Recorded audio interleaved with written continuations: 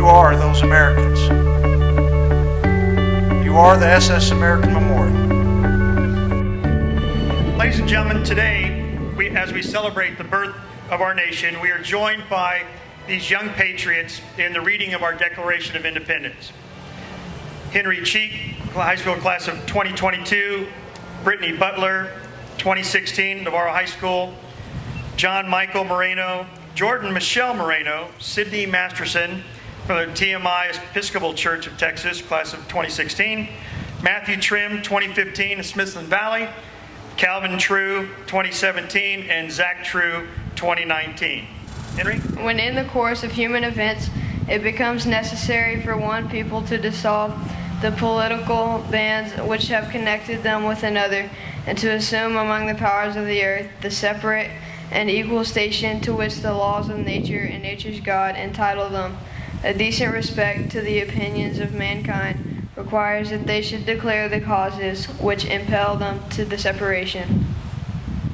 We hold these truths to be self-evident, that all men are created equal, that they are endowed by their Creator with certain unalienable rights, that among these are life, liberty, and the pursuit of happiness, that to secure these rights, governments are instituted among men, deriving their just powers from the consent of the governed, that whenever any form of government becomes destructive of these ends, it is the right of the people to alter or to abolish it, and to institute new government, laying its foundation on such principles, and organizing its powers in such form as to them shall seem most likely to affect their safety and happiness.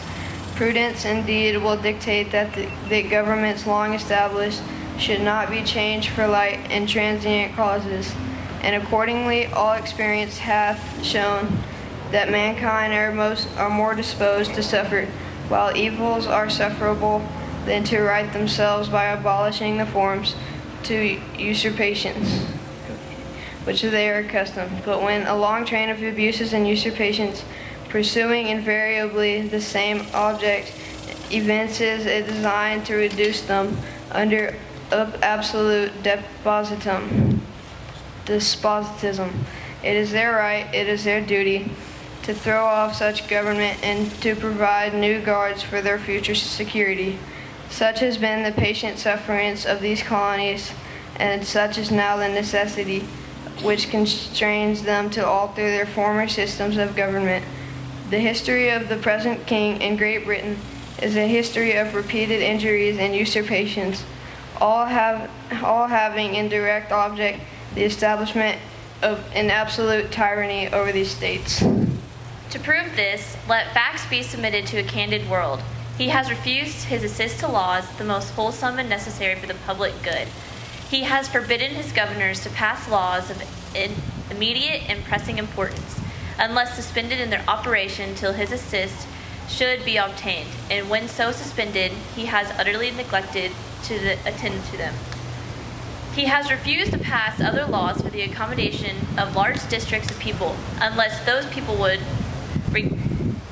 relinquish the right of representation in the legislature, a right inestimable to them and formidable to tyrants only.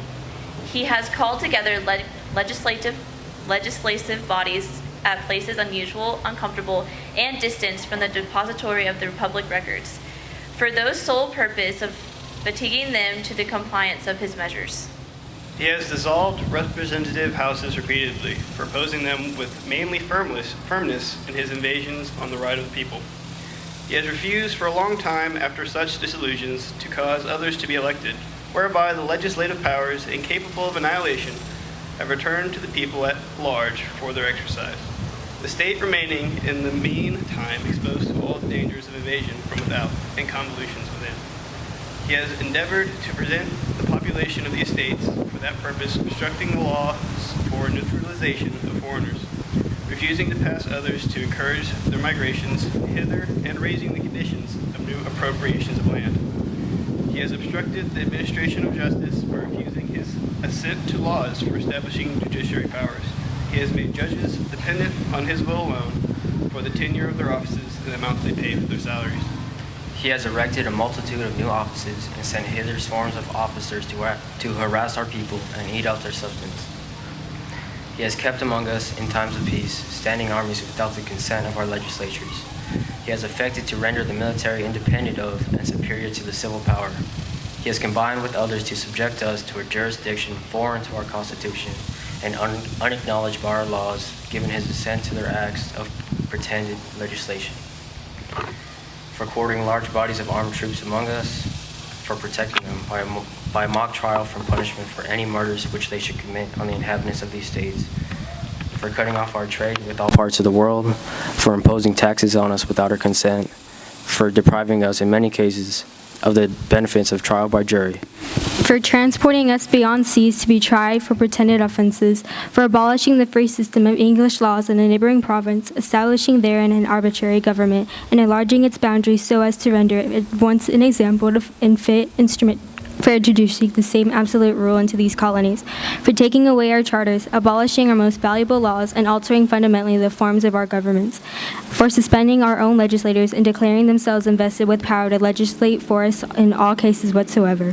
He has abdicated government here by declaring us out of his protection and waging war against us. He has plundered our seas, ravaged our coast, burnt our towns, and destroyed the lives of our people.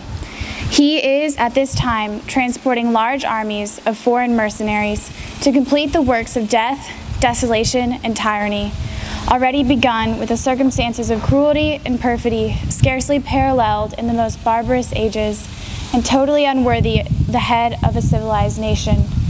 He has constrained our fellow citizens, taken captive on the high seas to bear arms against their country, to become the executioners of their friends and brethren, or to fall themselves by their hands. He has excited domestic insurrections among us and has endeavored to bring on the inhabitants of our frontiers, the merciless Indian savages, whose no rule of warfare is an undistinguished destruction of all ages, sexes, and conditions. In every stage of these oppressions, we have petitioned for their redress in the most humble terms. Our repeated petitions have been answered only by repeated injury. A prince whose character is thus marked by every act which may define a tyrant is unfit to be the ruler of a free people. Nor have we been wanting in attentions to our British brethren. We have warned them from time to time of attempts by their legislature to extend an unwarrantable jurisdiction over us. We have reminded them of the circumstances of our immigration and settlement here. We have appealed to their native justice and magnanimity, and we have conjured them by the ties of our common kindred to disavow these usurpations, which would inevitably interrupt our connections and correspondence. They too have been deaf to the voice of justice and consanguinity. We must therefore acquiesce in the necessity which denounces our separation and hold them, as we hold the rest of mankind, enemies in war, in peace friends.